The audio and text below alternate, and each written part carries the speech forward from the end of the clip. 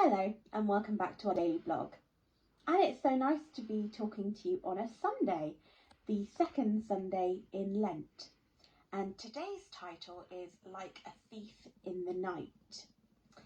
The text for today comes from 1 Samuel, and I'm going to read to you from chapter 3 verse 10. Now the Lord came and stood there, calling as before, "Samuel, Samuel."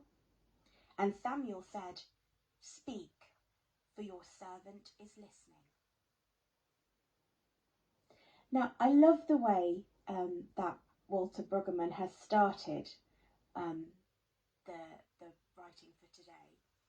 He says, there is an odd turn in the tale of the boy Samuel. The action takes place at night. Sort of sets the scene. But Samuel is quite an interesting character in the Bible. He's the last of the judges and the first of the prophets. He's responsible for anointing the first kings, first Saul, and then when Saul disobeyed God, Samuel went to Bethlehem and secretly anointed King David. He was given to the high priest Eli as a child, and he served in the tabernacle. And it's here that we pick up the story, as one night his life changed. Now the title, A Thief in the Night, nighttime is often thought of as a bit of a strange time, a sort of in-between time.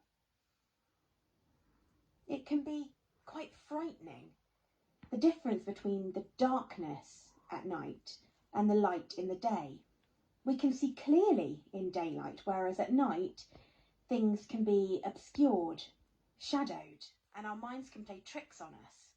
When you're a child and there's a monster in the wardrobe, you turn the light on and realise it's just your clothes hung up.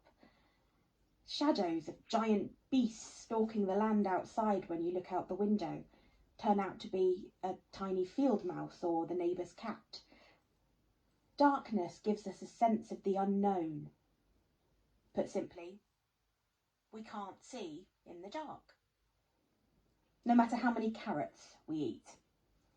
Now, incidentally, this has got nothing to do with anything, but carrots are high in antioxidants, which do promote eye health benefits, but eating them to see in the dark is a complete old wives' tale, which comes from World War II propaganda from the Royal Air Force. They wanted to keep their newfound target accuracy due to radar, their new technology, a secret. So they said that their pilots ate carrots to see in the dark. So nighttime is a confusing time, a bewildering time. So Samuel, at night, asleep, has no idea what's going on. He hears someone calling his name, and he assumes that it is the old priest Eli. He goes to Eli. Eli says, "No, it wasn't me." They're confused. They don't know what's going on. It even takes Eli a while to clock on because it's something out of the ordinary. This uneasiness at the threshold of something new, something big, is what anthropologists call liminality. It's a state of transition, sometimes used to describe a rite of passage. For Samuel, something big, something huge was happening, and it would change the whole course of his life. God was calling to him, calling him by name. And an interesting fact about Samuel, he's only one of 8 people in the Bible that God actually calls by name. And Samuel is called by God twice. It's also a completely aside but interesting fact that he is the only ghost that we meet in the Bible, conjured by a witch for King David, but that's another story for another day. So Samuel was in a state of transition, going from servant in the temple to servant of God, a prophet, a judge, and anointer of kings. And it happened at night. Now, we rarely go to church at night. The closest we get, I think, is the midnight communion on Christmas Eve, which is personally one of my favourite services. you get a sense of stillness, of quiet. And God speaks into this stillness and calls us by name. So as we journey through Lent, we experience a state of transition between Jesus' death and resurrection, the ultimate example of travelling through the darkness toward the light.